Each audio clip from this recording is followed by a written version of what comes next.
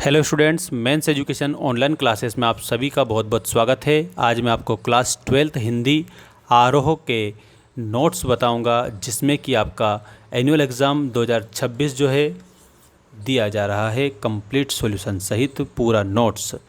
यहाँ आज हम पार्ट 1 करेंगे, आत्म परिचय और एक गीत। और सारे नोट्स आप लोगों को हमारे ऐप पर देखने को मिलेंगे, तो ऐप को ज़रूर आप ज्वाइन करिएगा। लिंक मैंने डिस्क्रिप्शन में डाल रखी है। पाठ 1 है आपका आत्म परिचय और एक गीत।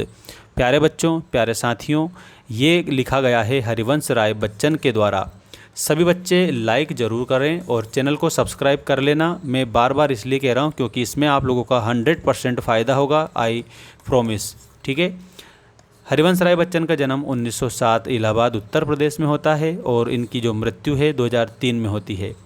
दोस्तों, हरिवंश राय बच्चन हालावाद के जनक माने जाते हैं। यहाँ पर आप सभी को हालावाद के जनक इनको बताना रहेगा। इसके अलावा इनकी प्रमुख रचनाओं में ध्यान रखना है, एक तो आएगी आपकी मधुशाला, उसके बाद में एक आएगी आपकी मधु कलश, और मधु कलश के अलावा आप लोगों को महत्वपूर्ण याद रखना रहेगा निशा निमंत्रण। ठीक है। और निशा निमंत्रण के बाद में मधुबाला भी आप लोगों को याद रखनी रहेगी। ये महत्वपूर्ण रचनाएं हैं हरिवंश राय बच्चन जी की।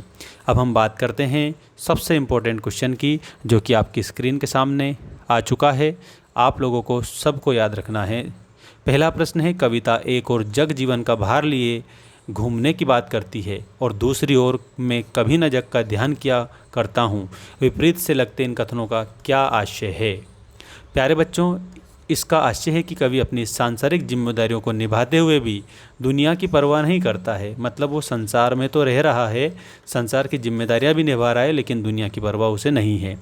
वह अपने कर्तव्यों को पूरा करता है, मतलब उसके जो भी कर्म है उसको वो पूरा करता है, लेकिन अपनी ही मस्ती में प्रेम की दुनिया में खोया रहता है और सांसारिक मोहमाया से वो ऊपर है।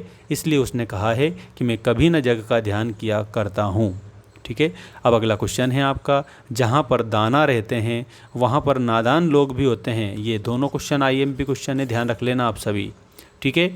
जहाँ दाना रहते हैं वहीं नादान भी होते हैं। कवि ने ऐसा क्यों कहा होगा?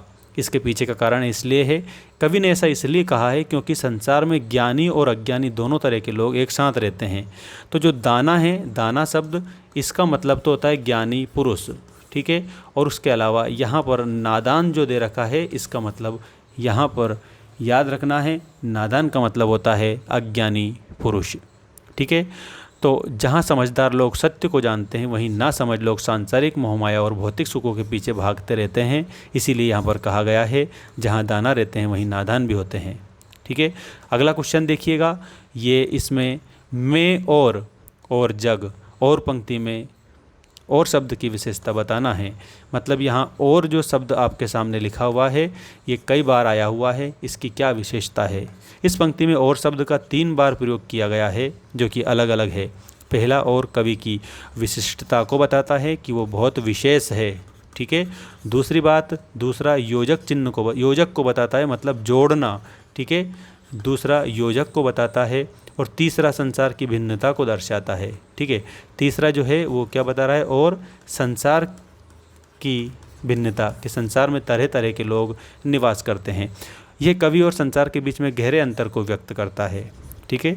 अगला है सबसे ज़्यादा मोस्ट इम्पोर्टेंट क्वेश्चन के रूप में आ चुका है ये आप लोगों का, और ये रहेगा आपका शीतल वाणी में आग। इसमें दोस्तों विरोधाभास अलंकार है। पहले तो आपको मैं बता देता हूँ, विरोधाभास अलंकार। ठीक है। इसका अभिप्राय है कि कवि की शांत और मधुर वाणी में भी विद्रोह और वियोग की पीड़ा छिपी है। उनकी बातों में प्रेम की शीतलता के साथ साथ व्यवस्था के प्रति असंतोष और आंतरिक वेदना की आग भी समाहित है। इसीलिए कवि ने कहा है, शीतल वाणी में आग लिए फिरता हूँ। इसका मतलब है कि उनकी जो वाणी है उसका प्रभाव क्या है, प्रभाव बहुत ज़्यादा है। भले ही वो सरल शब्दों में कह रहे हैं, लेकिन उसका इफ़ेक्ट बहुत ज़्यादा पड़ता है। इसलिए यहाँ पर कहा गया है, शीतल वाणी में आग लिए फिरता हूँ। ठीक है दोस्तों। यहाँ पर नेक्स्ट क्वेश्चन ये रहा आपका, बच्चे किस बात की आशा में नीड़ों से झांक रहे होंगे? तो अपने माता पिता उनके लिए खाना लेकर आएंगे, इसलिए वो झांक रहे थे। बच्चे इस आशा में नीड़ों से झांक रहे होंगे कि उनके माता पिता उनके लिए भोजन लेकर लौट रहे होंगे। वे भूख और अपने माता पिता के वात्सल्य का मतलब होता है दोस्तों प्रेम। ठीक है। और वात्सल्य का स्थायी भाव वत्सल भी होता है, ये भी ध्यान रखना। तो वात्सल्य की प्रतीक्षा में आतुर हैं जिससे उनकी भूख शांत हो सके, ठीक है। नेक्स्ट क्वेश्चन है आपका, दिन जल्दी जल्दी ढलता है कि आवृत्ति से कविता की किस विशेषता का पता चलता है। तो प्यारे बच्चों याद रखना, दिन जल्दी जल्दी ढलता है, इसका मतलब मैं बता देता हूँ, जीवन गतिशील है, ठीक है, ये किसी के लिए नहीं रुकता है, ऐसा आप याद रखेंगे। इस पंक्ति की आवृत्ति से ये पता चलता है कि समय बहुत तेज़ी से बीत रहा है और जीवन क्षण भंगुर है। यह प्रिय से मिलने की आतुरता और लक्ष्य तक पहुंचने की व्याकुलता को व्यक्त करता है, जिससे प्रेम का महत्व प्रकट होता है। इसीलिए कवि ने कहा है दिन जल्दी जल्दी ढलता है। दोस्तों यदि आपको पूरे नोट्स चाहिए, ऑल चैप्टर के नोट्स चाहिए, जिसमें कि ग्रामर के भी क्वेश्चन शामिल रहेंगे, और ग्रामर के अलावा आप लोगों को मैं बता देता हूँ आपके साहित्य से रिलेटेड क्वेश्चन भी रहेंगे, ठीक है। ये सभी आपको कहाँ पर मिलेंगे, हमारे मेंस एजुकेशन ऐप पर मिलेंगे। ऐप की लिंक मैंने डिस्क्रिप्शन में दे दी है, या फिर आप लोग हमारा जो ये चैनल का नाम है, चैनल की डिस्क्रिप्शन में भी दे रखी है, अबाउट सेक्शन में दे रखी है। आप हमें मेंस एजुकेशन, स्पेलिंग मिस्टेक मत करना, MAINS मेंस और एजुकेशन, ठीक है। अगर आप ऐसे गूगल पर लिखोगे तो भी वहाँ पर हमारा ऐप हमने दे रखा है, वेबसाइट भी दे रखी है। तो जाकर आप बढ़िया अपना कोर्स हिंदी का पूरा नोट्स अभी जल्दी से जल्दी ख़रीद लो। मात्र 199 में अब दे रहा हूँ, क्योंकि नवरात्रि स्पेशल ऑफर चल रहा है, ठीक है। इसके बाद में यही कोर्स 399 रुपये का रहेगा हिंदी सब्जेक्ट का, जिसमें दोस्तों सारे नोट्स रहेंगे और मॉडल टेस्ट पेपर भी उसमें हमने शामिल किया हुआ है। अगर आप ऐप से परचेस करते हो तो वहाँ पर पूरा आपको हिंदी का कोर्स मिलेगा नोट्स सहित, और सारे चैप्टर के सॉल्यूशन आपको देखने को उसमें मिलेंगे, ठीक है। आपको कोड डालना रहेगा फ्री 99, ठीक है। आप लोगों के लिए कोड भी मैं बता देता हूँ, फ्री 99 कोड है, जिससे आपको डिस्काउंट मिल जाए।